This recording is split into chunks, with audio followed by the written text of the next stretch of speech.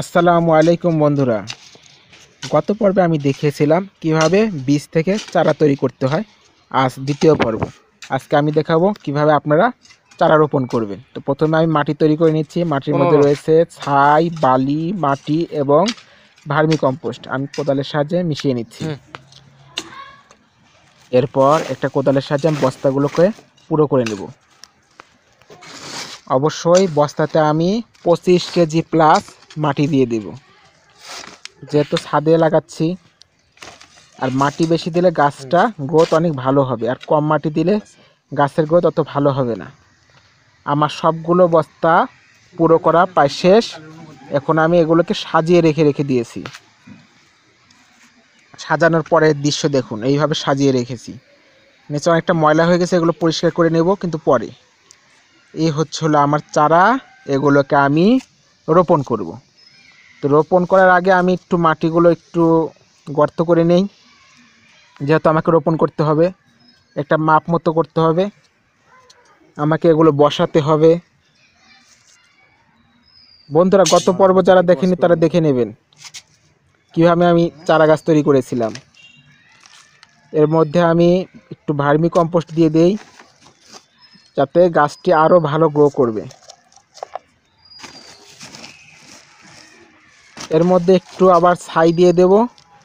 ছাই দিলে গাছে পোকার আক্রমণ কম হবে এবং ফাঙ্গাস, ব্যাকটেরিয়া কম আক্রমণ করবে। এবং কিছুটা সারের যোগানও দেবে বন্ধুরা। একটু মিশিয়ে নেই। তো এবার কাপ থেকে গাছটা আলাদা করতে হবে। আমি হালকা চারিদিকে একটু করে চাপ দিচ্ছি, সাবধানে করব। দেখুন অনেক শিকড় চলে এসেছে, শিকড়গুলোকে দেখা যাচ্ছে। কত শিকড় বন্ধুরা, দেখুন নিচের শিকড় দিয়ে পুরো হয়ে গেছে। এবার আমি এটাকে সুন্দর করে সেট করব। সেট করে চারদিক দিয়ে মাটিগুলো যে সরিয়ে নিয়েছিলাম ওগুলো আবার জায়গা মতো সেট করে দেবো। একটু চাপ এদিকে দিয়ে দিব, বেশি চাপাচাপি করা যাবে না। আমি দিয়ে দিচ্ছি। বন্ধুরা, আমার প্রায় সবগুলো গাছ রোপণ করা শেষ। রোপণের পরের দৃশ্য দেখুন, এগুলোকে পানি দিতে হবে। তো আমি পানি দিয়ে দেখাচ্ছি।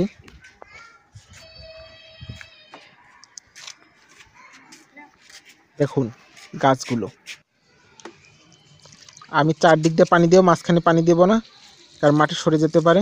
দেখুন মাটি অনেক গর্ত হয়ে যাচ্ছে, যেটা মাটির ভিতরে অনেক ফাঁপা রয়েছে। ফাঁপা অংশগুলো পরে মাটি দিয়ে পুরো করে দিতে পারেন, এতে ভালো হবে। আমার সবগুলো গাছে পানি দেওয়া শেষ। এর পরের ধাপে আমরা যাব, চলুন যাওয়া যাক। কয়েকদিন পরের অবস্থা, আমি এগুলোকে বিষ প্রয়োগ করব, কারণ এই মুহূর্তে পোকারা খুবই ভালোভাবে আক্রমণ করে। এটা হলো ম্যাগনেসিয়াম সালফেট, যা কিপসাম সল্ট বলে। সামান্য একটু পরিমাণ দেব, এটা অপশনাল, এটা পরে দিলেও পারবেন। তো আমি এখনই দিয়ে দিচ্ছি, গাছটার পাতা সবুজ হওয়ার জন্য। তো বিষের প্যাকেট থেকে আমি বিষ নিয়ে নিয়েছি, দুই গ্রুপের বিষ। আপনার তরল বিষও ব্যবহার করতে পারেন, বাজারে যেটা পাবেন সেটা ব্যবহার করবেন। পোকামাকড় মরলেই হলো। তো ওগুলো পানিতে দেওয়ার পর মিশিয়ে নিয়েছি। এবার আমি এগুলোকে স্প্রে করব একটা স্প্রে মেশিনের সাহায্যে। আমি হাত স্প্রে ব্যবহার করি, হ্যান্ড স্প্রে ব্যবহার করছি। চারদিক দিয়ে সুন্দর করে স্প্রে করে মাটিতে দেবেন। আর এরপরে আমি দিচ্ছি ফাঙ্গিসাইড। এটা হচ্ছে একটা ফাঙ্গিসাইড, এটা আরও কয়েকদিন পরের অবস্থা। এটা আমি প্রতি লিটারের জন্য 1 থেকে 2 গ্রাম দেব। আমি 2 গ্রাম দিয়েছি, কারণ এর মধ্যে গাছ পচে যায়, নষ্ট হয়ে যায়।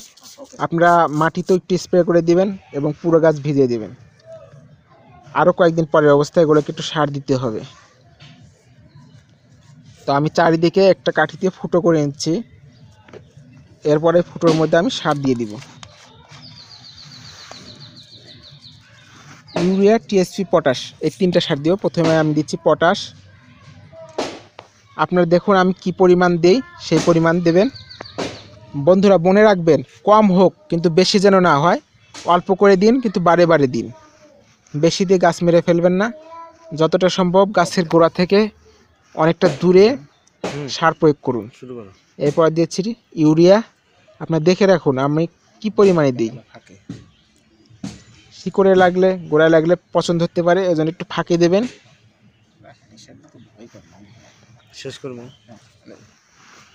বন্ধুরা আপনারা কি বুঝতে পারছেন? আশা করি বুঝতে পারছেন। এরপরে আমি দেব টিএসপি। 3 পিস করে। দেখুন আমি কি পরিমাণ দিচ্ছি, এর থেকে বেশি দেবেন না। গাছ ইতিমধ্যে অনেকটাই বড় হয়েছে, সার দেওয়ার পরে আরও অনেক দ্রুত বড় হবে। এরপর আমি পানি দিয়ে দিব। তার আগে ফুটোগুলো একটু বুঝিয়ে দিই।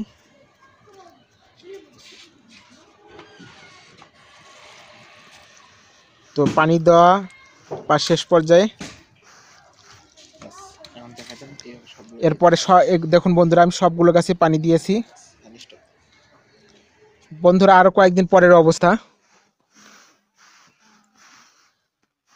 আর কয়েকদিন পরে গাছগুলো দেখুন ইতিমধ্যে আরো অনেক বড় হয়েছে।